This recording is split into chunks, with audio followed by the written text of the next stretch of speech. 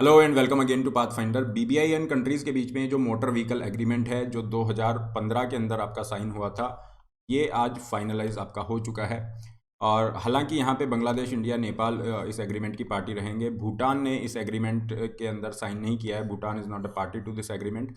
क्यों मना किया गया है भूटान की तरफ से, इस पर भी चर्चा करेंगे। और ये जो मोटर व्हीकल एग्रीमेंट है बीबीआई एंड कंट्रीज़ वाला, इसके साइन होने से क्या फ़र्क पड़ेगा, किस तरह से जो फ्रेट है उसके मूवमेंट पे, जो गुड्स हैं उसके मूवमेंट पे फ़र्क पड़ेगा, या जो लोग जा रहे हैं एक देश से दूसरे देश में उन पे क्या फ़र्क पड़ेगा, पूरे रीजन की इकोनॉमी के पर्सपेक्टिव से भी इसको देखेंगे। डिटेल में इस इशू को डिस्कस करते हैं। आगे बढ़ने से पहले, अब बीबीआईएन जो कंट्रीज़ हैं इसके अंदर डेफिनेटली भूटान, बांग्लादेश, इंडिया और नेपाल, ये चारों देशों का एक तरह का सब रीजनल ये ग्रुप है और बहुत इंपॉर्टेंट ये ग्रुपिंग है। स्पेशली इंडिया के पर्सपेक्टिव से अगर देखा जाए तो नॉर्थ ईस्ट रीजन के डेवलपमेंट से इसको जोड़ के देखा जा सकता है। हमारी जो एक्ट ईस्ट पॉलिसी है उससे भी हम इसे जोड़ के देख सकते हैं। पूरे इशू को डिटेल में डिस्कस करते हैं। आगे बढ़ने से पहले, this is a brief introduction about me. My name is Rahul Bharadwaj. ये मेरा टेलीग्राम चैनल है जिस पे आप मुझे फॉलो कर सकते हैं। PDF and other important session related updates will be here. इसके अलावा पाथफाइंडर को सब्सक्राइब करना ना भूलें। इसी तरह से इंपॉर्टेंट करंट अफेयर के अपडेट्स आपको मिलते रहेंगे। इसके अलावा जो भी बच्चे यूपीएससी की तैयारी कर रहे हैं, यहाँ पे आपके लिए ऑप्शनल सब्जेक्ट जो हैं वो फ्री कर दिए गए हैं। मतलब आपकी जो प्री और मेंस का जो जीएस का सब्सक्रिप्शन है, उसी प्राइस पे आपको ऑप्शनल जो है फ्री ऑफ कॉस्ट दिया जा रहा है। तो यहाँ पे 46,000 रुपीज़ आपकी फ़ीस है, जिसमें आपको प्री मेंस और ऑप्शनल की तैयारी मिल जाती है। Use this code R B live to get this maximum discounts and personalised guidance. किसी भी क्वेरी के रिगार्डिंग आप इस नंबर पे कांटेक्ट कर सकते हैं। ओके, 60258। आगे हम बढ़ते हैं। जहाँ तक इस ग्रुपिंग की हम बात कर रहे हैं, बांग्लादेश, भूटान, इंडिया, नेपाल, ये एक तरह का सब रीजनल ग्रुप है जहाँ पे ये चारों कंट्रीज़ साथ में आते हैं और कहते हैं कि काफ़ी सारे इंपॉर्टेंट इश्यूज़ हैं, जैसे कि वाटर रिसोर्स मैनेजमेंट हो गया, कनेक्टिविटी की बात करें, या फिर हम पावर ट्रांसपोर्ट इंफ्रास्ट्रक्चर, इन इश्यूज़ की बात करें, तो यहाँ पे हम साथ आएंगे और जो भी हमारे एग्रीमेंट होंगे इन एरियाज़ के अंदर, उनको हम एग्जीक्यूट करने का प्रयास करेंगे कॉपरेशन के साथ में।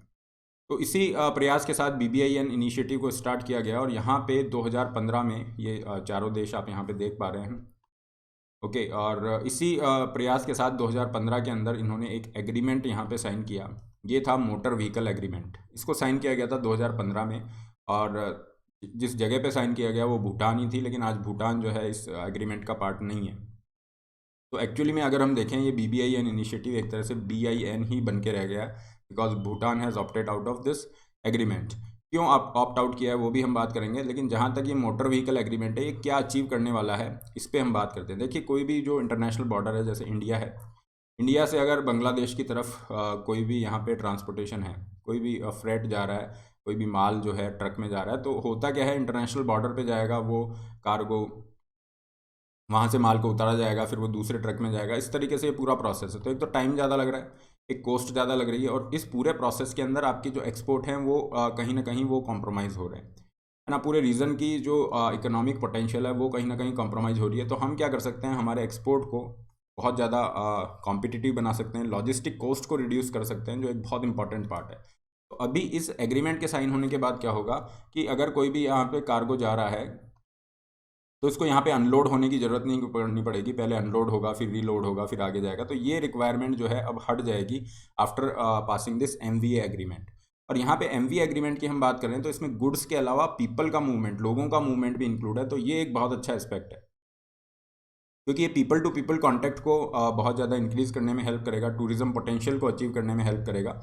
और पूरा का पूरा ये जो रीजन है बीबीआईएन कंट्रीज़ का, ये कहीं ना कहीं कल्चरली, सिविलाइजेशनली एक दूसरे से लिंक है। तो पीपल टू पीपल कॉन्टैक्ट में हेल्प होगा तो डेफिनेटली रीजनल कॉपरेशन भी हम बेहतर मान सकते हैं। इकोनॉमिक इंटीग्रेशन में तो हेल्प करेगा ही। This would allow vehicles registered in one country. जैसे इंडिया का कोई भी कार्गो यहाँ पे जा रहा है, इंडिया में रजिस्टर्ड वो व्हीकल है, तो वो दूसरी टेरिटरी में जा सकता है। कुछ कंडीशंस इन्होंने रखी है कि दूसरी कंट्री में जाएगा तो वहाँ पे कस्टम टैरिफ वो कंट्री अपने हिसाब से डिसाइड करेगा। तो ये बाइलेटरल लेवल पे डिसाइड होगा, क्योंकि यहाँ पे जैसे बांग्लादेश या फिर हम नेपाल की बात करें, नेपाल कह रहा है कि हमें थोड़ा सा रिलैक्सेशन आप दे दो, तो सभी कंट्रीज़ पे इक्वली अप्लाई नहीं होगा। ये बाइलेटरल लेवल पे देश अपने साथ आपस में बैठेंगे और ये डिसाइड करेंगे कि हमें क्या ये फाइनलाइज करना है ना, किस तरह से टैरिफ वगैरह ये टैक्स को रखना है। जहाँ तक हम बात करें, ये प्रोजेक्ट काफ़ी स्लो चल रहा है। 2015 में साइन किया गया था, लेकिन इसका रेटिफिकेशन नहीं हो पाया था। और 2017 में तो भूटान ने ऑप्ट आउट भी कर लिया था, उसके रीजंस पे भी हम आएंगे।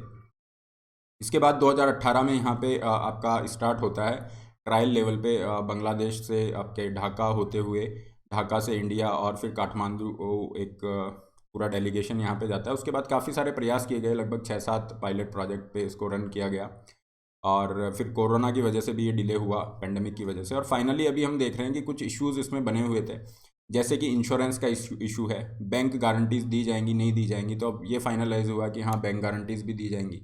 फिर कार्गो की साइज़ का इशू था कि कितना वेट यहाँ पे ले जा सकते हो, तो उस पर भी असहमति थी। इंडिया कह रहा था कि हैवी कार्गो आप ले जाइए, है ना, तो बांग्लादेश ने मना किया कि हमारा इंफ्रास्ट्रक्चर हमें अलाउ नहीं करता है, वीक इंफ्रास्ट्रक्चर है, तो हैवी कार्गो नहीं ले जाएंगे। तो इस तरह से काफ़ी चीज़ें चल रही थी। अब कितना जो है फ्रिक्वेंसी क्या रहेगी फ्रेट की, कितना वहाँ पे जा सकता है, कितने कार्गोज वहाँ पे जा सकते हैं इस तरीके से, तो इन सब चीज़ों पे सहमति नहीं बन रही थी, इसलिए इसकी प्रोग्रेस काफ़ी स्लो थी। और अभी ये दोनों जो प्रोटोकॉल हैं, जिसमें पीपल और गुड्स का प्रोटोकॉल है, कार्गो प्रोटोकॉल है, अलग अलग ये साइन कर लिए गए हैं। तो इन मुद्दों पे लगभग सहमति बन गई है। Most of these issues have been sorted out. और जहाँ तक हम पैसेंजर प्रोटोकॉल की बात करें, तो इसमें कुछ रूट इन्होंने फाइनलाइज किए हैं। तो जैसा आप देख रहे हैं ढाका जो है, तो ढाका से ये जो रूट है सिलीगुड़ी और गैंगटोक होता हुआ, इसको एक इन्होंने फाइनलाइज किया है। एक आसाम से ये कनेक्टिविटी चाह रहे हैं, तो definitely people to people contact भी इंक्रीज़ होगा, और ये कहीं ना कहीं टूरिज़्म को बढ़ाने में मदद मिलेगी, और इकोनॉमिक इंटीग्रेशन तो डेफिनेटली हो ही रहा है। तो इस तरह से कुछ पैसेंजर प्रोटोकॉल के अंदर में इन दो रूट पे सहमति बनी है दोनों देशों के बीच में।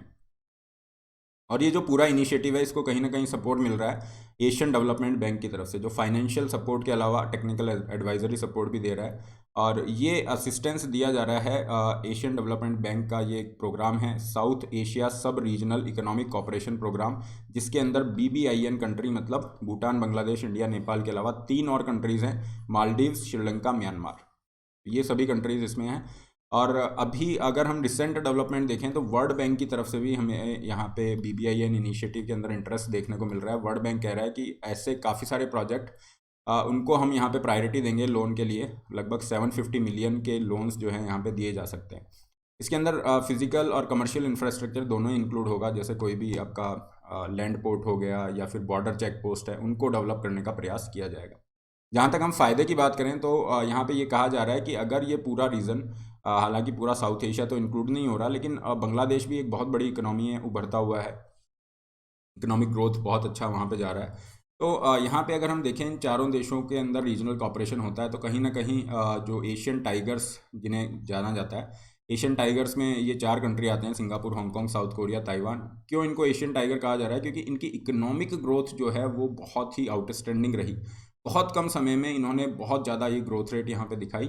और आज आप देखेंगे वर्ल्ड के जो इकोनॉमिक सुपर पावर्स हैं, उनमें से एक इनका भी नाम रहता है। काफ़ी डेवलप्ड कंट्रीज़ ये हैं, तो ये कहीं ना कहीं एक दूसरे से जुड़े हुए हैं। अगर आप इसको देखोगे, तो ये जो इंटीग्रेशन इनके अंदर शो होता है, अगर वही इंटीग्रेशन BBIN इनिशिएटिव के साथ हम यहाँ पे थोड़े लेवल तक भी इसको इम्प्लीमेंट कर पाते हैं, एग्जीक्यूट कर पाते हैं, that would be a great thing for the sub regional cooperation. तो यहाँ पे Nepal, Bhutan has opted out, लेकिन नेपाल इज़ देयर, और इंडिया और बांग्लादेश, क्योंकि बांग्लादेश की पोर्ट कनेक्टिविटी और ये सब बहुत अच्छी है, और काफ़ी सारी स्ट्रेंथ है बांग्लादेश की। तो इसके रिगार्डिंग हम ये अगर ट्रेड पोटेंशियल को यहाँ पे अचीव कर पाएंगे, पीपल टू पीपल कनेक्टिविटी को बढ़ा पाएंगे, तो definitely this could be a great thing, पूरे रीजन के लिए ही बेनिफिशियल ये रहेगा।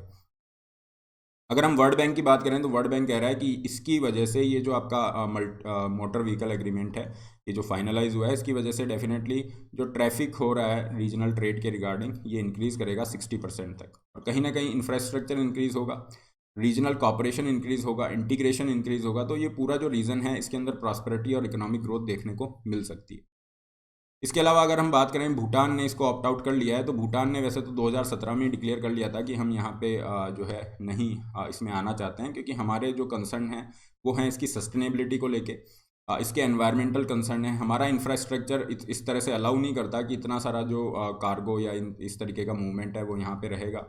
तो that's why Bhutan has opted out of this agreement in 2017, और भूटान ने कहा था कि आप तीनों कंट्रीज़ जो हैं इसके साथ आगे जा सकते हैं, हमें कोई इशू नहीं है।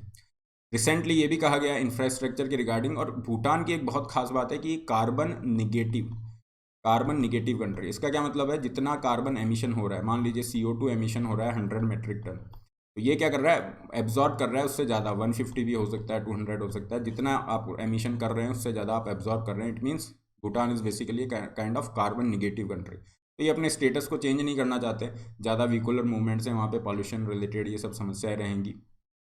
दैट्स वाई भूटान ने यहाँ पे ऑप्ट आउट किया। हालांकि इंडिया ये मान के चल रहा था कि 2021 तक भी हम ये मान के चल रहे थे कि भूटान जो है अपनी पोजीशन को बदल सकता है, इस एग्रीमेंट में साथ आ सकता है।